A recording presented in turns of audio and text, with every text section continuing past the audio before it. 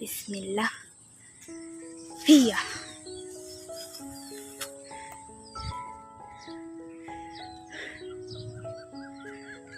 ছাদে আজকে দেখো সূর্য উঠে গেছে। ওরে বাবা, রাস্তার কাজও কতদূর সব শেষ হয়ে গেছে। এই দেখো, দেখছো রাস্তার কাজও কতদূর আগায় গেছে। যদিও এই বর্ষাকালে হবে না, কোনোভাবেই সম্ভব না। এটা তো মিনিমাম আমি মনে করি 1 বছর লাগবে। এই রাস্তাটা অনেক বড়, বুঝছো? শুধু শুধু বলছি না, এই রাস্তাটা সেই বড় বাড়ি থেকে আমাদের এই বোটবাজার পর্যন্ত চলে আসছে। তো আসসালামু আলাইকুম আপুরা, তোমরা সবাই কেমন আছো? শুভ সকালের অনেক অনেক শুভেচ্ছা জানিয়ে নতুন আরো একটি ব্লগ শুরু করলাম। আশা করি আমার আজকের ব্লগটিও তোমাদের কাছে খুব ভালো লাগবে।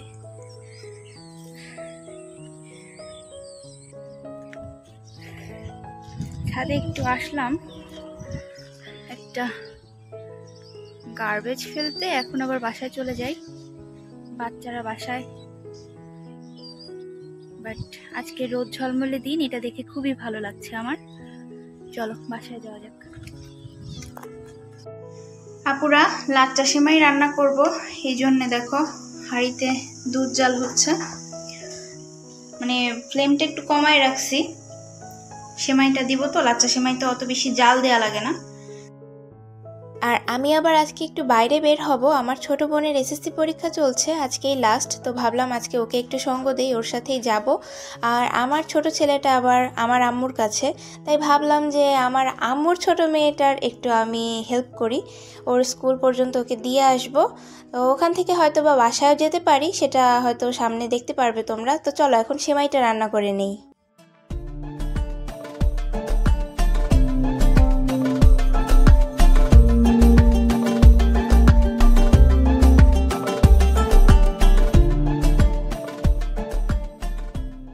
আপুরা এই দেখো থালে সেমাই বেড়ে নিয়ে আসছি। খুব বেশি হয় নাই, ঘনও হয় নাই, আবার খুব বেশি পাতলাও হয় নাই। লাচ্চা সেমাই যেরকম কনসিস্টেন্সি থাকে সেরকমই আছে। আর এই থালটা কিন্তু বেশি না, বড় না।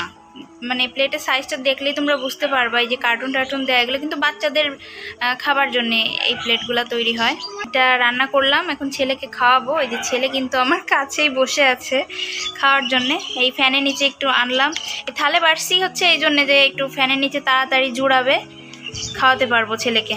আর রাতের অল্প কটা ভাতও ছিল, একবারে ওটাও গরম দিছি। ছেলেকে যদি খায় তো খাওয়াই নিয়ে যাব। আর আমি আসলে ভাত টাত খাই না সকালে, তোমরা তো জানোই। আপুরা আমি রেডি, তো চলো বোনকে একটু স্কুলে দিয়ে আসি, আর এরপর এসে বাসার বাকি কাজগুলো সারবো। ছেলেকেও ভাত খাওয়াইছি, আর আমি তো চা বিস্কুট খেলাম, সরি চা মুড়ি খেলাম।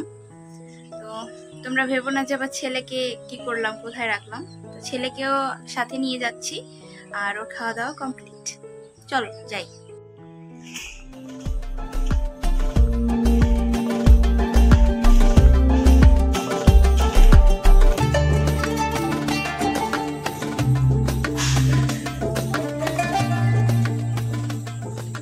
এই সেই আমার ছোটবেলার হাই স্কুল। এখানে আসলে আমি নস্টালজিক হয়ে যাই, কারণ আমি ছোটবেলায় মেট্রিক পর্যন্ত এখানেই পড়ালেখা করেছি। এরপর তো ইন্টার করেছি, অনার্স করেছি। সেখানে এত মধুর স্মৃতি নেই যতটা না হাই স্কুলের সাথে আমার আছে।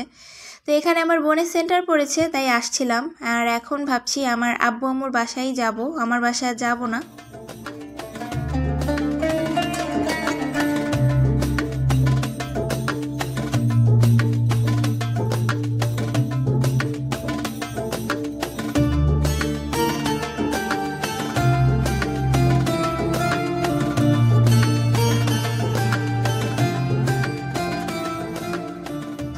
আপুরা বাসায় চলে আসলাম, আর এই দেখো আঙ্গুর খেতে দিল আম্মু আমাকে। তো ব্যালকনিতে চলে আসছি, ব্যালকনিতে বসে বসে বাইরের প্রকৃতি দেখছি আর আঙ্গুর খাচ্ছি। তো চলো তোমাদেরকে একটু বাইরের পাশটা দেখাই। তো এটা হচ্ছে আমাদের ব্যালকনি, এখানে একটু বাড়তি স্পেস আছে, দেখতে পাচ্ছ। এখানে একটু বসা টসা যায় আর কি। আর এই তো বাসার সামনে তো বিশাল রাস্তা। এই হচ্ছে আমাদের বাসার ফ্রন্ট সাইড। আর এখানে যে আঙ্গুর খাচ্ছি বসে বসে। তো বাইরে ভীষণ গরম, চলো ভেতরে যাই। আর এখানে আম্মু কি রান্না বান্না করেছে সেটা একটু তোমাদের সাথে শেয়ার করে দিই। এখানে দেখতে পাচ্ছ আলু ভাজি করেছে, আর আলুটা আমার আম্মু যে কি ঝিরি ঝিরি করে কুচি করতে পারে, এত সুন্দর করে কুচি করে, আমি এত ভালো পারি না। আর এখানে ডাল রান্না করেছে দেখতে পাচ্ছ, ডালে আবার আমড়া দিয়েছে, আমাদের গাছের আমড়া, টক ডাল, খুব মজা। আর এপাশে দুধ জাল করেছে, দুধ তো থাকবেই কারণ আমার ছোট ছেলে যেখানে আছে দুধ সেখানে থাকবেই। তো আর নিচে হচ্ছে ভাত ঝরানি দেয়া আছে, তো দেখতে পাচ্ছ ভাত ঝরানি দেয়া আছে। আর ওপাশে আম্মু আবার মাছ কাটছে, হয়তো মাছ ভুনা বা ভাজি কিছু একটা করবে। আপুরা, আমার খাওয়া দাওয়া শেষ, ব্যালকনিতে এসে একটু বসেছিলাম, কিন্তু শান্তি নেই, প্রচণ্ড গরম বাইরে।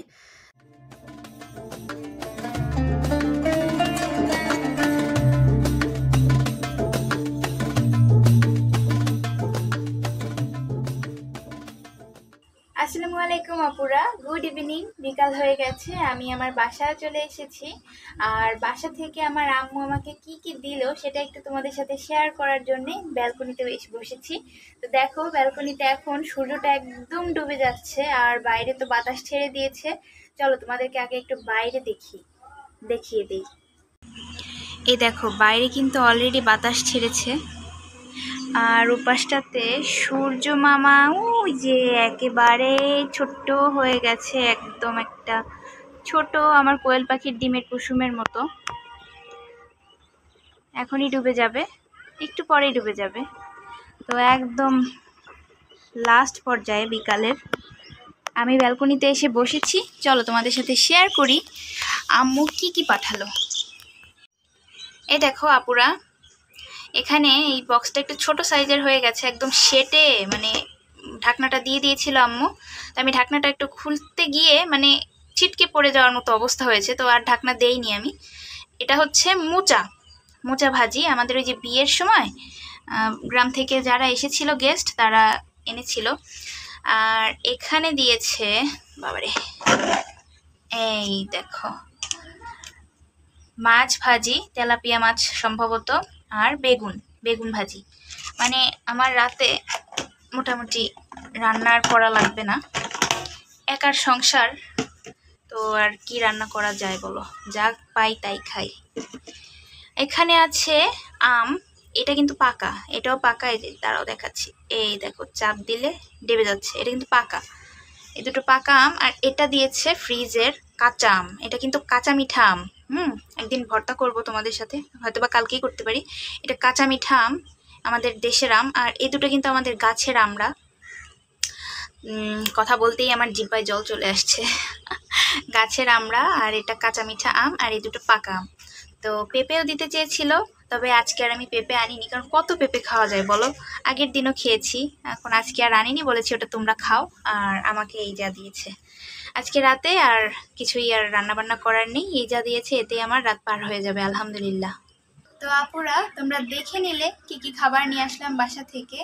তো আজকের মতো ব্লগটা এখানেই শেষ করছি, কারণ অনেকটা টায়ার্ড, বুঝতেই পারছো যে সেই সকাল থেকেই আর কি দৌড়ের উপরে আছি।